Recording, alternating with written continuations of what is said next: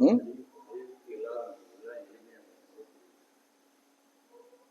என்ன எளிமையானா என்ன? எனக்கு சரியா புரியல சாமி.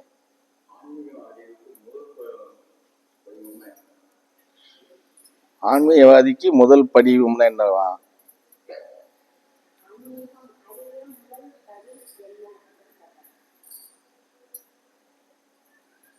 அவர் எந்த ஆன்மீகத்தை காக்காருன்னு சொல்ல முடியல.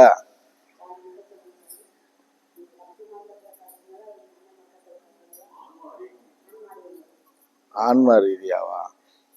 ஆன்மா ரீதியா மத்தியான நீர் இல்லையா? சாயந்தரமா நடத்தினல்ல, இருந்தீர்ல, அதுதான் நடத்தினேன் முழுசா. அப்புறம் இன்னும் அதுக்கு ஒரு விளக்கம் மறுபடி எப்படி கொடுக்கறது? 5 விதமான அம்சம் நம்மகிட்ட இருக்கணும்னு சொன்னல, 5ல முழுசா இல்லைனாலும் 3வது நம்மகிட்ட இருக்கணும்னு சொன்னல. என்னென்ன சொன்னேன் சொல்லுங்க.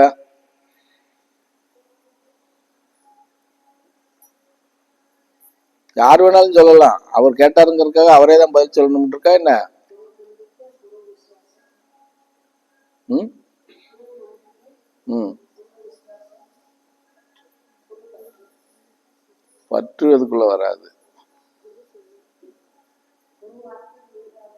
அதுவும் வராது. இன்னொன்னு இருக்கு பெருசா, அதுதான் யாருக்குமே வராது.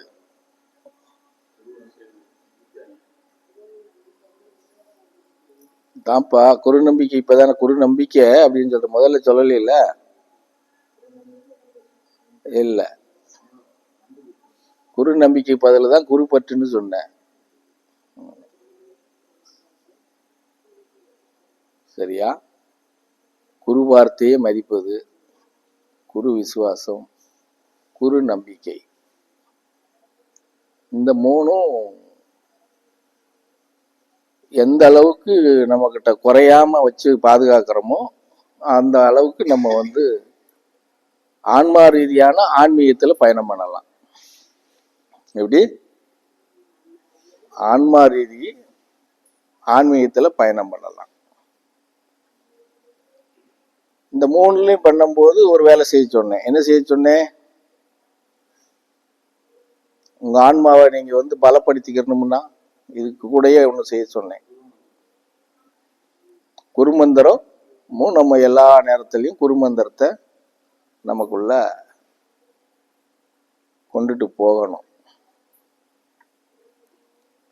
இப்ப நீங்க என்ன சொல்லுவீங்கன்னா, இல்ல சாமி நாங்க அப்படி போனாலும் வந்தாலும் நினைச்சுக்கிட்டு தான் போறோம் சாமி அப்படின்னு சொல்லுவீங்க.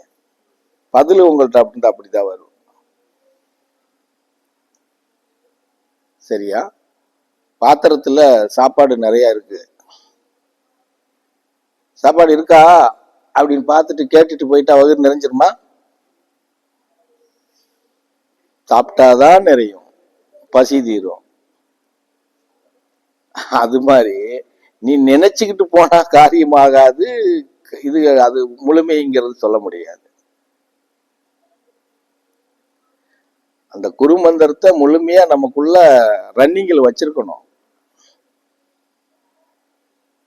அப்பதான் அந்த ஆன்மாங்கிறது நமக்கு பிரதிபலிக்கும். புரியுதானே சொல்றது? புரிஞ்சுதா புரியலையா சாமி? இப்படி போகும்போது வண்டி எடுக்கும்போது நினைச்சுக்கிட்டேன் சாமி, வீட்டுல நிறுத்தும் போது நினைச்சுக்கிட்டேன், ஒரு இடத்துக்கு போகும்போது நினைச்சுக்கிட்டேன் அப்படிங்கறதெல்லாம் பாத்திரத்துல சாப்பாடு அங்கேயே இருக்கும், பார்த்துட்டு போய்க்கலாம். ஆனா பசி நமக்கு தீராது, சாப்பிட்டாதான் தீரும். அதே மாதிரிதான் இதுவும். வேற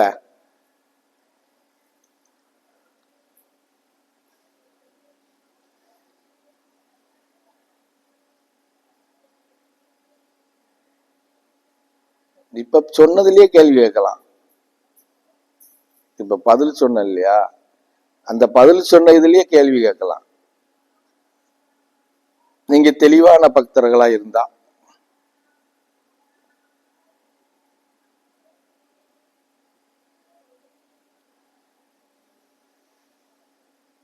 நான் ஒண்ணும் சொல்ல மாட்டேங்க.